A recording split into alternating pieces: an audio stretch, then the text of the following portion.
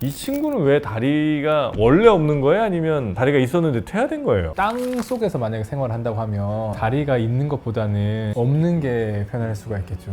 혹은 뭐 물에서 생활한다고 했을 때는 물뱀 같은 것들도 있으니까 물에서는 사실은 다리가 별로 쓸모가 없잖아요. 물이나 쥐 같은 애들 보면 여기 팔 만들 때 여기 딱 켜지는 스위치가 있습니다. 그럼 이 스위치가 켜지면 여기 팔을 만들어 라고 하는 명령을 보내거든요. 뱀에서는 이 팔다리 부분에서 스위치를 켜고 끄는 그 유전자 부분이 망가져 있는 거예요. 망가져 있어요? 네. 약간 좀 예전에 사이비 의술을 전파하시는 분 중에 그런 분도 계셨어요. 원래 우리 인간도 잘려도 다시 난다는 거예요. 근데 우리가 난다는 생각을 못하니까 안 난다는 거예요. 그래서 우리 동생처럼 왜 못하냐고 할 수 있다고 그러면서 돈 받아갖고 튄 그런 의사. 저는 그분 말을 믿습니다. 예. 네? 그분 말이 이론적으로 맞다고 생각합니다. 우리 몸이 만들 수 있는데 안 만드는 게 맞다고 생각해요. 흥미로운 과학 이야기 더욱 재밌게 전해드리겠습니다. 과학을 보다 정영진입니다. 저는 은하를 연구하는 천문학자 우주먼지 지용배입니다. 네, 안녕하세요. 통계물리학자 김범준입니다. 성균관대 물리학과에서 일하고 있습니다. 네, 안녕하세요. 성균관대 생명과학과에서 귀엽고 예쁘고 사랑스러운 생물들을 키우며 진화를 연구하고 있는 이대한입니다. 오늘도 세 분의 과학자와 함께 재미있는 과학 이야기 전해드릴 텐데요. 저희가 저번에 한번 상자 안에 들어온 얘기, 새 뭐 이런 얘기 좀 하면서 무게 이제 한참 이야기하지 않았습니까? 거기에 대한 댓글이 엄청 많이 달렸습니다. 상자가 예를 들어 높이 한 100m쯤 돼요. 드론이 처음에 날아갈 땐 당연히 무게가 느껴지겠죠? 한 100m쯤 위에 있어도 그 무게가 그대로 이어집니까? 밀폐된 상자인 건가요? 밀폐된 상자. 원칙적으로 그래야 되는데요. 그래요? 그래야 될 것 같은데요. 이 상자만 나오면 자신이 없어지죠. 그래서 밀폐됐다고 하면 네. 그 안에서 드론이 어떤 행동을 하든지 상관없거든요. 아, 그래요? 날지 않든 날든 전체 질량이 무게가 변할 일은 없어요. 드론을 드는 바람이 밑으로 내려가서 무게를 주는 걸 거 아니에요? 공기를 밑으로 내리면서. 재밌는 얘기인 것 같긴 하네요. 그러니까 드론의 날개가 바람을 아래로 밀어내고 만약에 드론의 높이가 낮다면 그게 전달돼서 그 얘기인데 이게 너무 높다면 그게 전달이 안 되니까 네. 그 얘기인 거죠. 네. 어쨌든 저는 변하지 않는다는 거에 한 표 걸겠습니다. 아, 그렇습니까? 같이 우주먼지님. 보실래요? 좀 헷갈리는 게 근데 100m 정도면 밀도차 이런 거 생각할 필요 없겠죠? 아, 높이에 따른 밀도차 그런 거. 아이, 설마. 그런 건 없다고 치고. 없다고 치고. 그러면 원칙적으로 다를 필요는 없을 것 같긴 한데 아, 그래요? 그때 뭔가 직관하고 그렇죠, 뭔가. 네, 이성하고 어긋나가지고 저 좀 헷갈리네요. 저는 그냥 혼자 상상할 때는 100m쯤 올라가면 상자 위로 그러면 영향을 그 바로 밑에 있는 애들한테야 주겠지만 걔네들이 과연 밑에도 무게를 줄 정도의 영향이 되나 안 될 것 같은 느낌이 저는 좀 있습니다. 이대한 교수님은 저랑 같은 편이시죠? 아닌데요. 아, 이렇게 또 배신하시네. 아, 그럼 요거 하나만 더 여쭙겠습니다. 상자가 되게 가벼워요. 또 상자예요? 네. 드론은 네. 성능이 굉장히 좋아요. 상자 안에 있습니다. 드론 띄워요. 드론이 혹시 상자를 들 수는 없죠? 예. 아무리 성능 좋아도. 아, 위 뚜껑에 드론이 부딪혀서 그렇죠. 계속 날갯짓을 한다? 닫혀진 상자인 거죠? 닫혀진 네, 상자. 그러면 안 돼요. 상자를 들으려고 얘는 할 거 아니에요. 그래도 안 돼요. 상자는 충분히 가벼워도. 이런 문제에 물리학자들이 직관적으로 접근하는 방법은 상자와 그 안에 들어있는 공기, 그 다음에 드론, 이 모든 걸 하나의 시스템으로 설정하거든요. 그러면 드론이 하는 역할은 이 시스템 내에는 영향을 미치지만 바깥하고는 아무 상관이 없어서 이 닫혀진 상자 안에서 무엇을 하더라도 전체의 질량 중심이 변하는, 위아래로 변할 수 있는 아무런 미케니즘이 없어요. 잠깐도 못 떠요? 네. 올라가는 속도 때문에라도 한 번 부딪힐 땐 좀 살짝 뜰 것 같은데. 여기서 그럴 수는 있을 것 같긴 하네요. 그 운동량 보존 뭐 생각하면 잠깐 뜨는 건 가능하지 않을까요? 근데 드론도 필요 없고 그 어떤 방 안에 제가 있다가 휙 몸을 위로 밀어서 천장에 부딪힌다라는 생각을 해도 똑같잖아요. 그때 전체 방이 움직일까?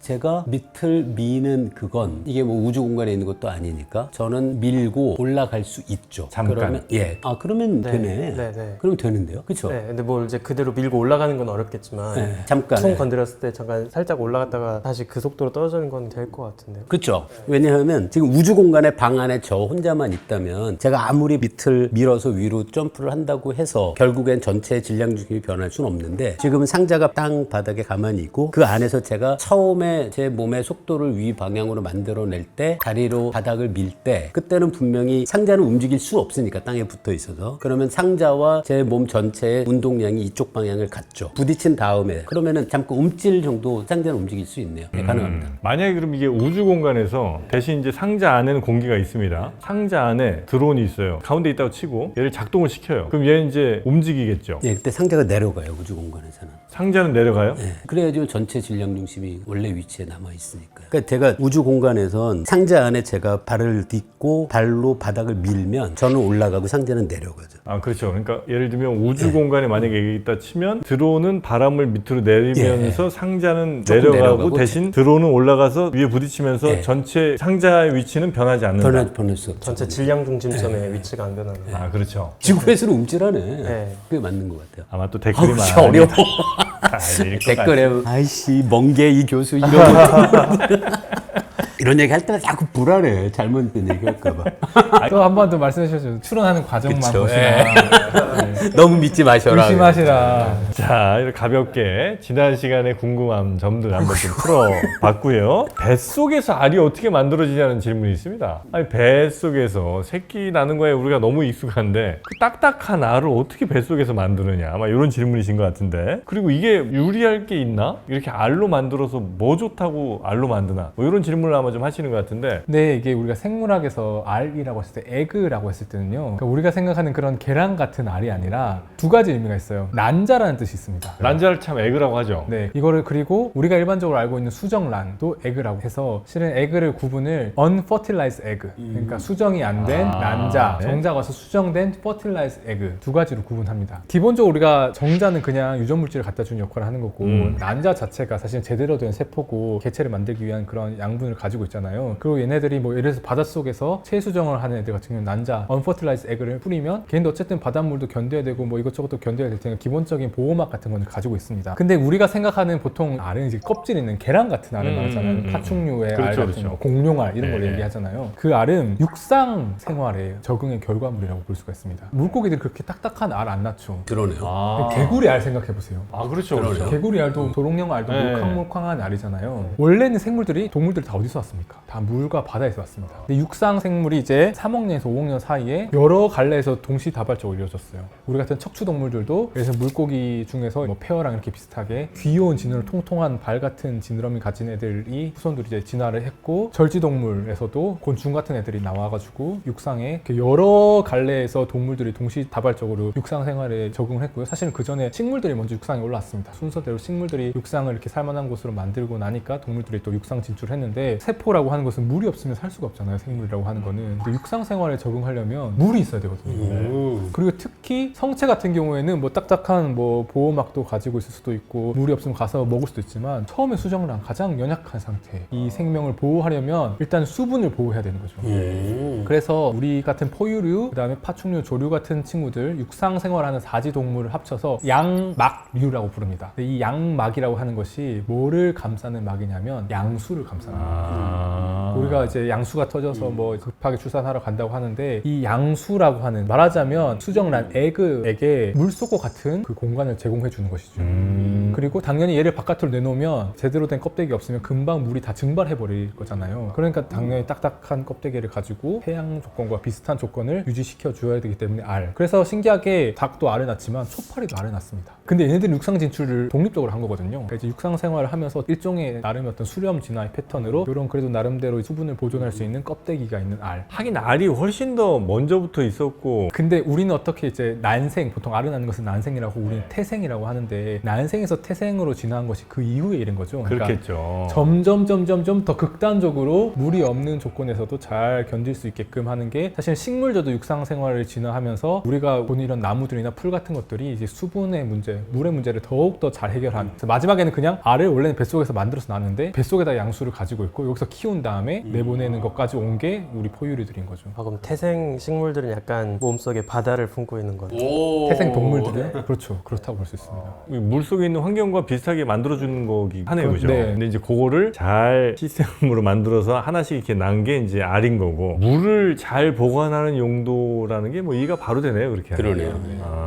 알이 굉장히 효율적인 시스템이네, 그죠? 우리가 뱃속에 물 환경을 만들어 놓고 있는 건 우리 개체의 어떤 보존이나 아니면 개체의 안전에는 굉장히 위험할 수도 있는 그런 거잖아요, 그죠? 오히려 더 새끼들을 잘 보호하고 잘 키울 수 있는 태반과 탯줄로 연결돼서 저희는 직접 모체가 아기들을 키울 수가 있잖아요. 근데 알은 한번 낳고 나면 거기서 안에서 알아서 해결해야 되는 거니까. 그러니까 요건 이제 대신 여러 개체를 낳기는 굉장히 불리하네. 근데 뭐 포유류들 종류에서 한 번에 여러 개체들 품어서 이렇게 또 낳고 하기 때문에 강아지, 고양이들도 네. 여러 마리 낳으니까요. 아, 그 친구들은 참 한 알 안에 여러 개가 있는 거야? 아니면 각자 다른 알들이 이렇게 있는 거예요? 궁금하네. 양막이 있으면 양막 안에 여러 그렇죠. 개체가 있는 건지. 강아지가 한 강아지나 10마리 고양이. 난다 치면 얘네들이 다 각자의 막들이 있는 거야? 아니면 개별 포장이냐? 세트 한 묶음. 한 묶음 포장이냐? 이게 사실은 인간에게도 해당하는 이야기가 쌍둥이에요. 그러네. 사람도 똑같네요. 쌍둥이가 종류를 크게 세 종류로 나눌 수가 있거든요. 제가 정확하게 기억이 안 나는데 막들이 이렇게 있는데요. 어디까지 갈라져 있는지에 따라서 같은 양수 안에 둥둥 떠다닐 수도 있고 혹은 양막에서는 구분되는 다른 뭐 막에서는 또 그런 일란 거에 일란할 때 그 란이 그 란인가? 아, 일란은 참 아니구나. 그러니까 일란은 이란성 쌍둥이는 일단 기본적으로 다 독립적인 시스템을 그렇죠. 가지고 있는 건데 일란성 쌍둥이라고 또 할지라도 그게 두 가지가 있다는 얘기죠. 언제 얘네들이 분리되는지에 따라서 오. 발생 굉장히 초기에 분리되는지 혹은 꽤 발생이 진행되고 또 나서도 분리되는지에 따라서 바깥의 태반을 어떻게 공유하고 하는지가 좀 달라집니다. 네. 같은 일란성 쌍둥이 안에서 그렇게 세부 분류가 크게 세 분류가 제가 정확하게 지금 이거 제가 알아야 되는데 이거 수업 시간에 강의하면서 학생들이 보면 안 되는데 이거 네. 학생들한테 철저하게 저희가 비밀로 하겠습니다. 교과서를 해서 열심히 읽는 게 중요합니다. 네. 만약에 그 헬륨 풍선을요 날려요 튼튼하게만 만들면 끝도 없이 올라가나요? 올라가다가 헬륨도 그게 올라가는 이유가 부력이잖아요. 그래서 헬륨 풍선이 지금 있는 위치의 주변 기체의 밀도보다 헬륨의 밀도가 높아지는 순간이 있을 거 아니에요, 가다 보면. 그럼 그 위로는 올라가지 못하죠. 아, 헬륨보다 가벼운 친구들이 나오는 순간이 되면 예, 그러니까 결국 그런데 가다 보면 결국 진공상태가 될 테니까요. 그걸 넘어서 올라가지 못하죠. 우주까지는 못 가겠군요. 물에다가 풍선 이렇게 넣었다가 물에 떠오르다가 어쨌든 공기가 있을 때 그럼 멈추니까 비슷하네요. 똑같은 그치. 거죠. 그 정도쯤에서 이 풍선 타고 우주까지 한번 가본 생각을 해봤거든요. 아쉽네요, 진짜. 그죠? 아이고 힘들게 로켓 막 엄청나게 연료 떼고 하지 않아도 풍선 타고 갈 수 있으면 근데 지구의 표면에서 아주 높은 곳으로 풍선을 보낼 때는 사실 이렇게 꽉 빵빵한 풍선을 보내지 않거든요. 일부만 기체를 담아서 올라가면서 이게 팽창하게 만들어요. 그러면 사실 더 올라가긴 하죠. 그리고 정말 비용을 절감하는 방식으로 당연히 뭐 제임스 웹같이 아주 멀리는 못 가지만 지구 대기권 상층 정도에 올라가서 관측하는 그런 풍선 우주망원경 같은 것들도 있긴 해요. 아 그래요? 네. 대기권에 좀 상층 이런 네, 네. 데서 움직이면서 그러면 진짜 비용은 많이 절약이 되겠네. 그쵸. 근데 걔는 언제 터질지 모르는 거죠. 그게 계속 쓸 수 있어요? 당연히 다 연결돼 있어가지고 다시 네. 내렸나? 적당히 관측하고 다시 내리고 이런 식으로 하는 그래요? 네, 나사에서도 그런 거 많이 운영합니다. 오, 그렇군요. 괜찮네. 됐다 그러면. 난 너무 걱정했네 제가. 네. 그리고 우주 관련된 질문 하나 좀 제가 드리고 싶은 게 우리가 이제 우주 사진들 보면 아주 청천연색으로 예쁘게 컬러들이 있잖아요. 네. 약간 뻥 같은 건 제가 알겠어요. 네, 분명히 채색한 거다. 그럼 채색하는 기준이 있어요? 아니면 그냥 그리는 사람 마음대로 해요? 이거 너무 좋은 질문인데요. 일단 천문학자들이 합의한 규칙은 다 있습니다. 있어요? 어떻게 하냐면 가시광 같은 경우에는 가시광으로 촬영한 사진을 칼라 사진으로 만들 때 일단 목적 자체가 초기에는 사람이 눈으로 본 것처럼 만들자가 원래 초기 목표였어요. 네. 그래서 사람 눈도 빨간 파장, 녹색 파장, 파란 파장 이렇게 삼원색에 해당하는 파장을 보는 세포가 있잖아요. 그거를 이제 합성해가지고 색깔을 인식하는 건데 마찬가지로 우주 사진을 찍었을 때에도 녹색 파장에 해당하는 단색 이미지를 하나 찍고요. 그냥 빨간 파장으로만 빛을 모아서 어디가 밝은 빨강인지 어디가 어두운 빨강인지 빨강 단색 사진을 찍어요. 그래서 이런 식으로 빨파초 세 가지 RGB죠. 세 가지 단색 사진을 만든 다음에 그거를 겹치면 사람 눈으로 본 것처럼 만들 수 있는 거예요. 문제가 뭐냐면 이제 우리는 가시광선만 보는 게 아니죠. 맞아요. 뭐 예를 들면 제임스 웹은 적외선 망원경이란 말이에요. 그럼 사실 적외선으로 찍은 건 눈으로 볼 수 없거든요.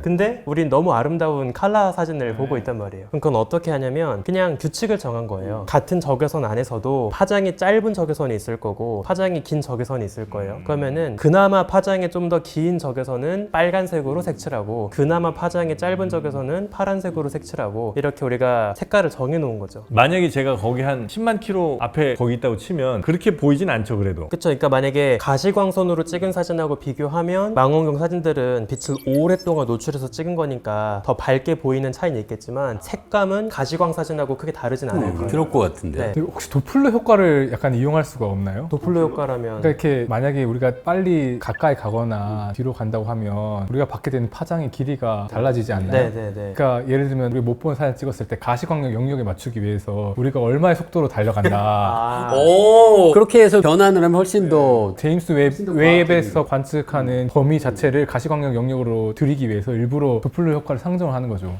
너무 좋은 질문인데요. 실제로 천문학자들이 멀리 도망가는 먼 거리에 떨어진 은하 같은 애들 거리를 표기할 때 몇 광년 이런 식으로 거리 단위를 안 써요. 더 정확하게 뭐로 쓰냐면 그냥 적색 편이 된 정도로만 거리를 표기해요. 얼마나 파장이 길게 늘어졌는지 그거 자체가 사실 저희한테는 거리 그 자체거든요. 그거를 우리가 거꾸로 이제 가시광 분포가 어떨 것이다라고 복원할 때 사실 그 효과를 한다고 볼 수 있죠. 관련해서 천문학자들이 가끔 이야기하는 아마 사실은 아닐 텐데 유명한 농담 같은 이야기가 하나 있어요. 어떤 사람이 빨간불인데 신호를 무시하고 빠르게 지나간 거예요. 그래서 교통경찰이 이제 와가지고 붙잡은 거죠. 그래서 너 왜 신호 위반했냐 그랬더니 이제 그 사람이 내가 너무 빨리 운전하느라 빨간 신호등을 파랗게 봤다. 도플러 효과 때문에 파장이 짧아져가지고 그렇게 우겼다는 거예요. 그래서 그게 바로 재판에 영창이지 뭐. 재판에 가서 재판관이 뭐라고 벌을 줬냐? 오케이, 너 말 믿을 테니까 대신에 그 정도로 도플러 효과를 겪으려면 얼마나 달려야 할지를 물리학자한테 계산해서 그거에 해당하는 과속 요금을 물었다. 뭐 이런. 판사가 똑똑하네. 그러니까 신호는 위반하지 않았을지 몰라도 네, 그쵸? 속도는 위반했으니까. 뭐 엄청나게 위반했을 것 같은데. 광속에 뭐 네. 몇십 퍼센트, 몇 퍼센트로 이렇게 달렸을 테니까. 많이 그래서 냈겠다. 물리학자를 이제 불러가지고 계산시켜서 그거로 벌금을 냈다 뭐 이런. 그 자동차는 굉장히 인기 있겠네. 그렇게 달릴 수 있는 자동차면. 이런 재밌는 얘기들이 요 책에 좀 담겨 있는 거죠? 아이고, 네, 맞습니다. 예, 별이 빛나는 우주의 과학자들. 네. 우리 우주먼지님이 새로 이번에 또 읽기 편하게 책 하나를 좀 내셨는데 그것도 잘 되기를 좀 바라겠습니다. 감사합니다. 별이 빛나는 우주의 과학자들. 자, 오늘은 저희가 또 재밌는 이야기들 여러분께 풀어드려야 되니까요. 진화에 요즘에 많은 분들이 관심이 좀 있으신 것 같아서 아주 특이하게 진화해서 매우 그 억울한 점이 많은 그런 동물들 한번 이야기 잠깐 나눠볼까 합니다. 뱀 같은 경우에 굳이 다리가 이렇게 없을 필요가 있나 싶을 정도로 다리 없으면 불편한 게 많잖아요. 꼭 뭐 4개 다리는 아니더라도 뭐 한 작은 다리 지네처럼 좀 많은 다리가 좀 있어도 괜찮을 것 같기도 한데 이 친구는 왜 다리가 원래 없는 거예요? 아니면 다리가 있었는데 퇴화된 거예요? 계통적으로도 보자면 어쨌든 뱀이 도마뱀이랑 친척이고 화석 위로 거슬러 올라가 봤을 때도 아마도 당연히 다리가 있던 조상으로부터 다리가 없어졌다고 이제 추정을 하는 것 같고요. 있다가 없어진 거예요? 네. 뱀이 왜 다리가 없어졌는지 여기에 대해서 여러 가지 뭐 의견이 있는 것 같고 쉽게 생각할 수 있는 거는 지렁이도 다리가 없잖아요. 땅 속에서 만약에 생활을 한다고 하면 다리가 있는 것보다는 없는 게 편할 수가 있겠죠. 혹은 뭐 물에서 생활을 한다고 했을 때는 물뱀 같은 것들도 있으니까 물에서는 사실은 다리가 별로 쓸모가 없잖아요. 어떠한 생태적인 조건이 그 조상에게 주어져서 얘네 다리가 상실되는 방향으로 갔는지에 대해서는 여러 가지 네네네네. 그럼 뱀은 일단은 도마뱀에서 나온 거는 뭐 거의 사실인 그러니까 것 현생 같고. 도마뱀과의 공동 조상에서 나온 것은 도마뱀과 뱀의 조상이 같은데 그때는 다리가 있었던 걸로 그러다가 아마 환경에 적응을 했는지 하여튼 버려 그냥 이렇게 자른 걸로. 근데 제가 사실 지금 뭐 여러 번 이렇게 방송을 하면서 되게 다양한 동물들의 계통에 대해서 얘기를 하고 있는데요. 사실 저는 계통 분리학자가 아니고요. 정말 열심히 공부해서 얘기를 하고 있는 거고 네네. 뱀 얘기하고 또 뭐 아까 또 신기한 생물들 뭐가 또 나올까 지금 무서워 죽겠는데 근데 전공 분야에서도 이 뱀이 되게 재밌는 동물입니다. 왜냐하면 이름이 되게 귀여운 분야예요. 이보디보라고 하는 분야가 있습니다. 이보는 이볼루션, 진화라는 뜻이고요. 디보는 디벨롭먼트라는 뜻이에요. 진화 발생 생물학이라고 부르는 분야인데요. 진화 발생 생물학에서 관심 있는 게 왜 뱀에서 다리가 없어졌을까가 아니라 어떻게 다리가 사라졌을까? 이런 것들을 탐구하는 학문이에요. 그럼 뱀과 도마뱀 공동조상이 어떤 유전자를 가지고 있었을 거고 DNA를 가지고 있었을 것이고 당시에는 다리가 있는 방식으로 동물들을 만들었을 텐데 무슨 일이 일어났길래 DNA에 적혀있는 어떤 동물의 설계도가 어떻게 바뀌었길래 얘네들이 오늘날 우리가 알고 있는 뱀의 모양이 되었을까? 그런 것을 이제 탐구하는 분야가 저희 이제 이보디보의 분야인데 이보디보에서도 이제 뱀이 굉장히 흥미롭잖아요. 왜냐면 기껏해서 사실은 사지동물이 진화해서 제대로 된 팔다리를 갖추게 됐는데 뱀의 계통에서는 사라졌으니까. 그쵸. 그랬을 때 되게 재밌는 실험들이 있습니다. 보통의 우리가 이제 DNA 속에는 몸을 어떻게 만들어낼지에 대한 프로그램에 대한 정보들이 많이 들어있거든요. 특정한 유전자들은 스위치로서의 역할을 합니다. 예를 들면 몸의 여기 부분에서는 팔을 만들어, 여기서 뭐 귀를 만들어, 이런 스위치로 기능한 유전자들이 있는데요. 스위치 유전자들 특히 이런 몸의 어떤 모양, 형태 같은 것들이 진화할 때 중요하다고 생각을 하거든요. 우리나 쥐 같은 애들을 보면 여기 팔 만들 때 여기 딱 켜지는 스위치가 있습니다. 그럼 이 스위치가 켜지면 여기 팔을 만들어 라고 하는 명령을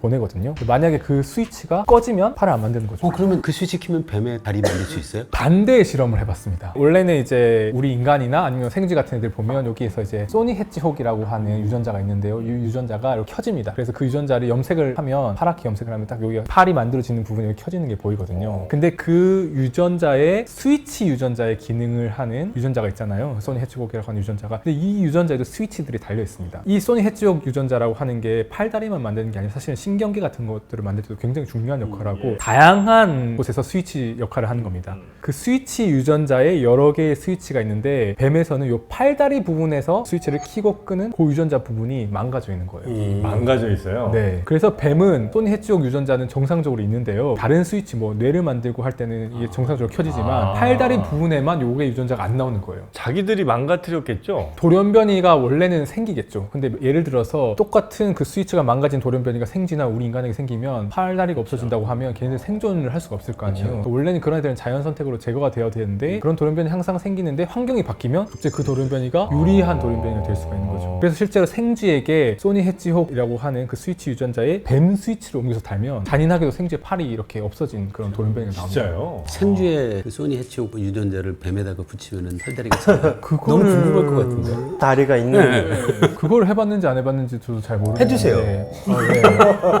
궁금하지 않아요? 뱀에 다리가 있다면 어떤 모양일지가 궁금해요. 도마뱀. 도마뱀처럼 되려나? 저 그럼 궁금한 게 있는데 그 뱀의 스위치 꺼진 망가진 파트가 어쨌든 네 곳이 있는 거예요? 다리가 네 개니까? 아닐 것 같습니다. 제가 알기로는 그 키 부분이 한 부분이 있고요. 그래서 실제로 그 한 부분을 예를 들면 생쥐 유전자에다가 뱀 스위치를 넣으면 팔이 없어지고 다리까지 없어졌던 걸로 기억하는데요. 그러니까 사지가 없어지고 거기에서 우리가 망가졌다고 생각하는 부분만 표적으로 해서 생쥐의 그 부분을 다시 넣어주면 다시 짠 하고 생깁니다. 같은 개체는 너무 아니고. 신기하다. 그럼 그 부분에다가 혹시 이렇게 전기 충격 딱 주면 전기뱀장어 되는 거예요?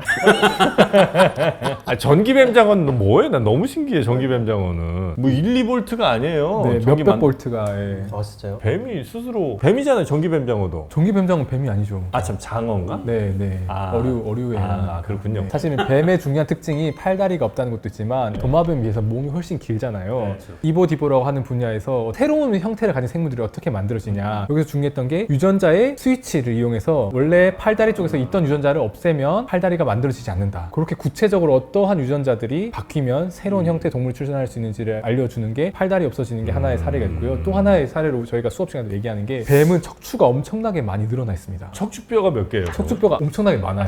뼈 자체가. 뼈 자체가. 그러니까 예전에 저희가 기린의 목은 엄청 길어졌는데 뼈의 개수는 똑같다고 맞아, 했잖아요. 똑같잖아요. 뱀의 경우에 척추뼈가 많이 늘어나 있습니다. 예. 그러면 그거는 어떻게 해서 이보디보에서 뱀이 어떻게 길쭉하고 척추뼈가 많이 늘어났나라고 했을 때 보통 우리가 이렇게 몸을 이렇게 축을 따라서 쭉 만들 때 머리 부분 만들고 몸통 만들고 꼬랑댕이 부분 만들고 이렇게 하는 순서대로 이렇게 시간 순서대로 이렇게 가거든요. 뱀의 경우에는 말하자면 몸통을 만들어라고 하는 그 커맨드를 거의 무한대로 이렇게 돌리는 그러니까 원래는 몸통을 만들고 꼬리로 넘어가야 되는데 그 전환을 늦추면 계속해서 몸통을 만드는 회로가 반복해서 돌아가면서 컨트롤 C, 컨트롤 V. 네, 컨트롤 C, 컨트롤 V면서 긴 거를 만들어낼 수 있다. 그래서 실제로 그런 몸통, 머리 부분, 몸통 부분, 꼬리 부분에서 각각의 부분을 전환하는 몸통을 만드는 것을 촉진하는 유전자들이 있고 꼬리 부분을 촉진하는 유전자들이 있는데 얘네들의 밸런스가 조금 바뀌게 되면 뱀처럼 이렇게 긴 많은 척추뼈를 지니고 있는 그런 새로운 생물을 만들어내는 것이 가능하다. 성장을 멈추는 스위치가 이렇게 꺼지면 막 아나콘다처럼 커지기도 하고 이렇게 되나요? 그러면? 결국은 그런 성장을 조절하는 유전자들이 많이 있을 텐데 뭐 호르몬들도 있을 거고 성장 네. 호르몬들도 있을 거고 그런 부분에 세포가 얼마만큼 분열을 하고 멈춰야 되느냐 어느 정도 크기까지 크고 생물이 성장을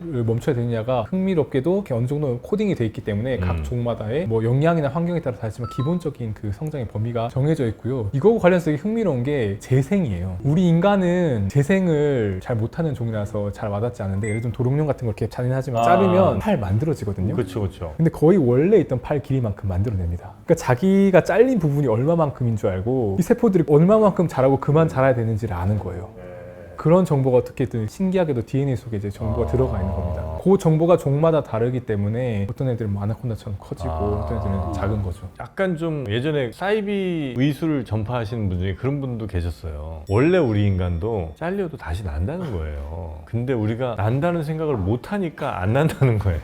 그래서 우리 동물처럼 왜 못 하냐고 할 수 있다고 그러면서 돈 받아갖고 튄 그런 의사. 저는 그분 말을 믿습니다. 예. 네? 그분 말이 이론적으로 맞다고 생각합니다. 우리 몸이 만들 수 있는데 안 만드는 게 맞다고 생각해요. 안 믿어서 안 믿어서 그런 건 아니지만 왜냐하면 우리 몸은 만약에 팔을 한번 잘랐다 생각해 봅시다. 팔을 한번 만들어 본 몸이잖아요. 그렇죠. 그러니까 수정란에서 팔이 나왔어요. 음. 팔이라고 하는 것을 형성할 수 있는 능력을 가지고 있습니다, 원래. 근데 하지 않는다라고 보는 게. 그래서 이 동물들이 재생 능력이 굉장히 다양하게 있고 네네네. 무한히 거의 재생하는 그런 동물들도 있고 어느 정도 제한된 재생 능력을 가진 물고기들 이렇게 지느러미 자르면 지느러미 다시 잘 만들어진 애도 있고 플라나리아 같은 경우에 예를 들면 아우 걔는 뭐 세 개 네. 잘라도 다 살잖아요. 그런데 어떤 종은 안 삽니다. 플라나리안데도. 네, 어떤 종은 재생을 잘 못해요. 그런데 마치 재생을 잘하는 종처럼 유전자를 좀 조작해주면 걔도 재생을 합니다. 걔는 재생을 할 수 있는 능력이 있음에도 불구하고 뭔가 진화적인 이유가 됐던 내재적으로 그 능력을 사용하지 않는 건 거죠. 우리도 데드풀처럼 되는 거예요. 데드풀. 다시 나잖아요, 데드풀은. 네네네. 실제로 지금 뭐 물고기나 여러 가지 다른 모델을 가지고 네. 재생을 연구를 하고 있는데 재생 연구가 발달이 되면 여러 가지 기술들을 같이 혼합해서 사용하면 우리가 생각했던 것보다 훨씬 높은 수준의 재생의학으로 진보할 수 있는 잠재력 자체가 저는 인간의 DNA 속에 들어있다고 그러니까 인간 같은 경우에 그 능력은 원칙적으로 가능하지만 사용하지는 않는데 그걸 판단하는 그런 크리테리언이 있는 건가요? 그러니까 결국은 저는 어느 정도 조상의 진화 과정에서 우리는 이미 잠재력을 잃어버린 조상을 지녔을 것 같은데 생각해보면 옛날에 팔이 잘렸을 때 팔을 계속해서 이렇게 만들어낼 수 있었던 개체와 잘렸을 때 그냥 여기 봉합하고 상처만 가지고 그냥 어떻게든 살아가는 개체 중에서 이게 다시 만드는 게 보통 일이 아니거든요. 감염의 위험성도 크고 에너지도 많이 들어야 하고 인간 정도가 아니라 훨씬 더 옛날의 동물로 올라갔을 때는 어쩌면 재생을 하는데 많은 시간과 노력을 들여서 재생하는 것보다는 스카라고 하거든요. 흉터라고 하는데 그냥 빨리 봉합해버리고 없는 채로 그냥 생식하고 살아가는 게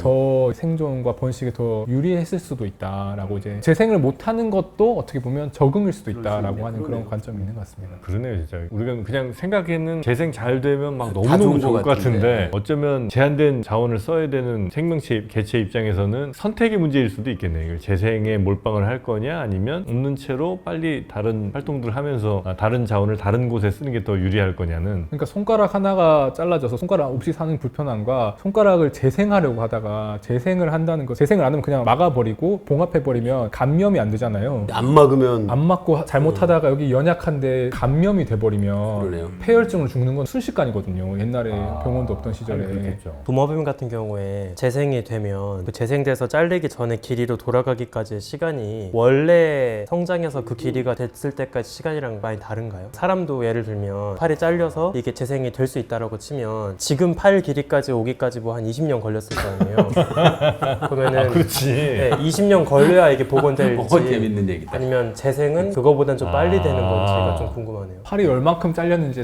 따라서 좀 다를 것 같고요. 복원해야 되는 게 많으면 더 오래 걸릴 것이고 아니면 조금 더 적게 걸릴 것이고 그런 것들은 네. 그러네, 진짜. 해봐야 알 것 같습니다. 네, 어려운 문제예요. 직접 뭐 자라보지 않았는데 또 우리 이대한 교수님이 어떻게 거기까지 아시겠어요.